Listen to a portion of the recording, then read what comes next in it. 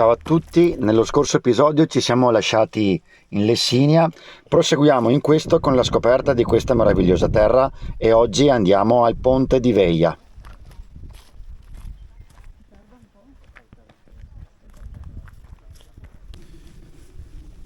Inutile dire che questo posto è frequentatissimo, ma d'altra parte era già frequentato dai tempi della preistoria, perché qui si sono trovati resti dall'uomo di Neanderthal al Paleolitico, e questa zona più che altro perché era ricca di selce e c'erano delle grandi cave, delle grandi miniere che gli antichi appunto utilizzavano per i propri manufatti. Quando la gente ha cominciato a stanziarsi, ovviamente ha avuto bisogno di avere cose. Le prime cose erano i manufatti fatti di selce, estratti proprio da queste cave che erano in questa zona qui.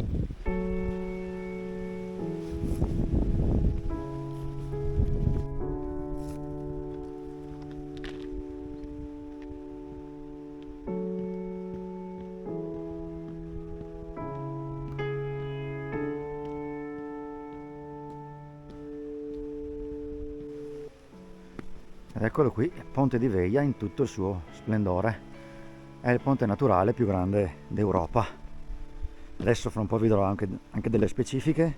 Intanto però vi ricordo che in questa zona si estraeva anche l'ocra. L'importanza infatti dell'ocra per il Veneto è fondamentale. Infatti tutte le facciate delle case, dei palazzi, di tante città che vedete colorate sono proprio estratti dall'ocra di cui era ricca questa zona. Quindi c'è da sottolineare anche questo, importante.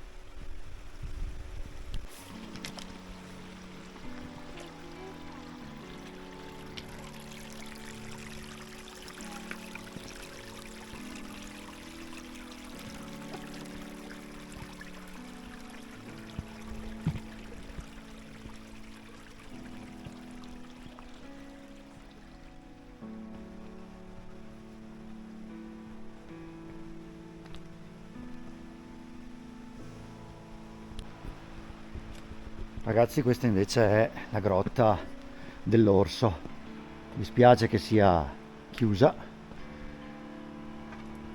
però c'è da avere anche rispetto per questa bellezza e questa meraviglia, perché qui nel Paleolitico i cacciatori incidevano nella roccia le figure di animali, figure rituali.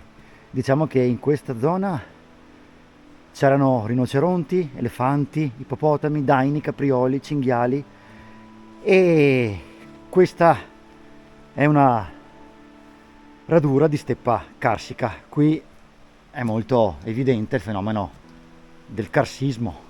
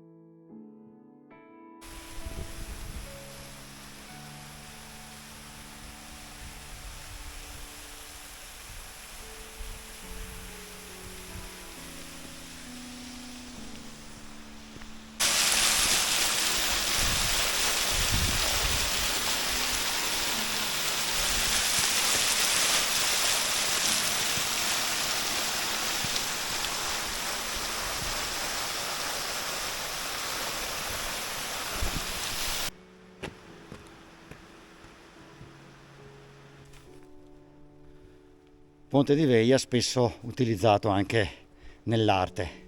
Nel Palazzo Ducale di Mantova c'è un'opera del Mantegna detta dell'Incontro e si trova proprio in un piccolo particolare l'immagine del Ponte di Veia.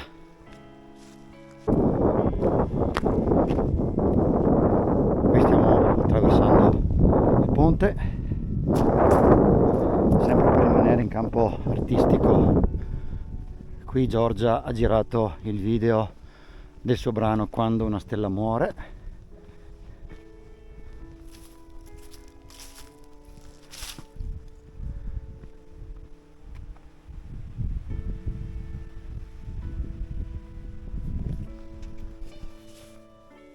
Ponte di Veia è alto 60 metri nella parte estrema, è lungo un'ottantina di metri più o meno, secondo me, più o meno quella lunghezza lì.